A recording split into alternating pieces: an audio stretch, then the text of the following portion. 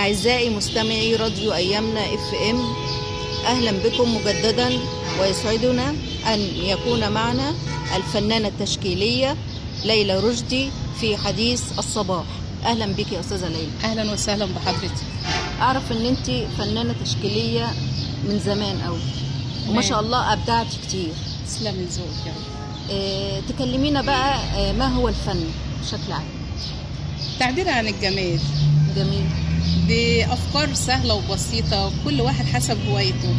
جميل. يعني أنا ممكن أعبر بطريقتي بالفن التشكيلي من خلال رسم نحت، غيري يعبر بالموسيقى، غيري بالأدب أو في السينما أو التصميم أو الفنون الحرفية أو المسرح أو الشعر أو مثلا. الشعر. أيوة. جميل. الفنون الإلكترونية برضو فيها شغل جميل جدا دلوقتي. ما شاء الله.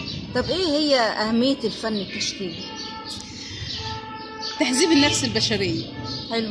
يعني هو بيبرز كل ما هو جميل في أي شيء، يعني بيعرف الناس بثقافة الشعوب. يعني أنا من جميل. خلال اللوحة أقول ديت اللوحة دي من أني عصر ومن أني وقت ومن أني مكان. يعني جميل.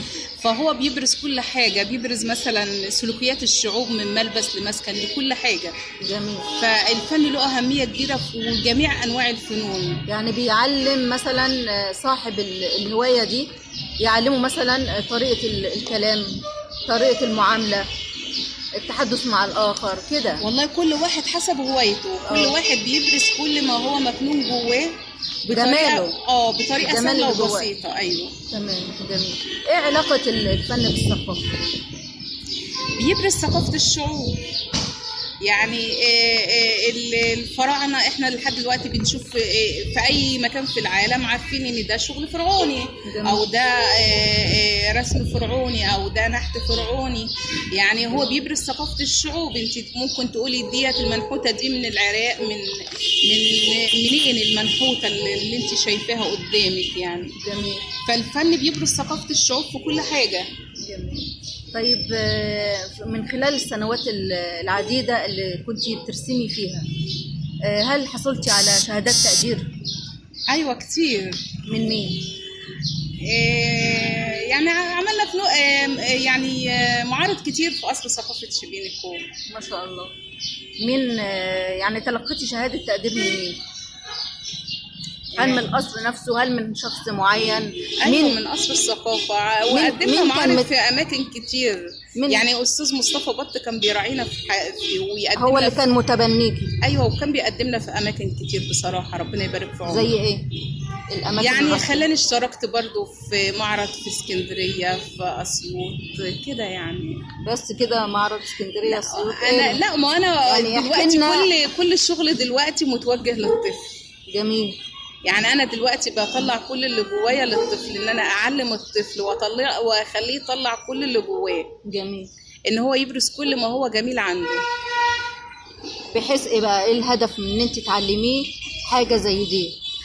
والله بيساعده على انه يطلع من الخجل، على انه اللهم صل على النبي مثلا يقوي الذاكره. جميل. يعني بيجي لنا هنا حتى المدارس اللي هي بتاع الصم والبكم والمدارس الفكريه، بعرف اتعامل معاهم لاني بحول لهم الشغل اللي قدامهم، هم شايفيني بعينهم بالاشاره يعني.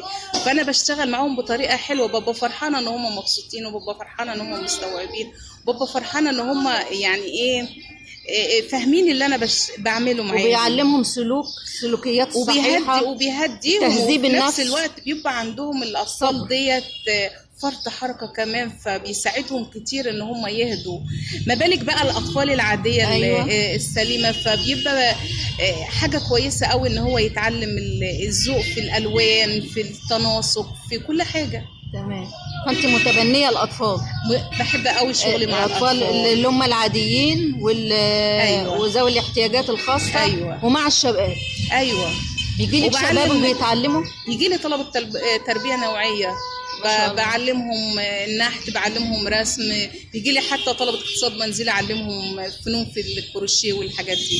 عندك سعه صدر ان انت تعلمي؟ لا، بحب شغلي مع الاولاد لان الفنون التشكيليه في العموم بتعلم الصبر وطولة البال. ايوه، ده انا بيجي لي اطفال 4 سنوات ما شاء الله. وما شاء الله لما بلاقيهم بيستوعبوا مني بكمل معاهم. ما شاء الله. طيب في نهاية لقائنا يا أستاذة ليلى، وإحنا على مشارف وقدوم عيد الفطر، تحب تقولي إيه لمستمعي راديو أيامنا FM؟ كل سنة وحضراتكم طيبين وبخير وسعادة يا رب، وربنا هيديمها سعادة على الأمة الإسلامية كلها يا رب. اللهم آمين. تسلمي. وينصر بشكرك. فلسطين. اللهم آمين. بشكرك يا أستاذة ليلى الفنانة التشكيلية ليلى رشدي، وفي نهاية اللقاء كانت معكم إلهام عزام.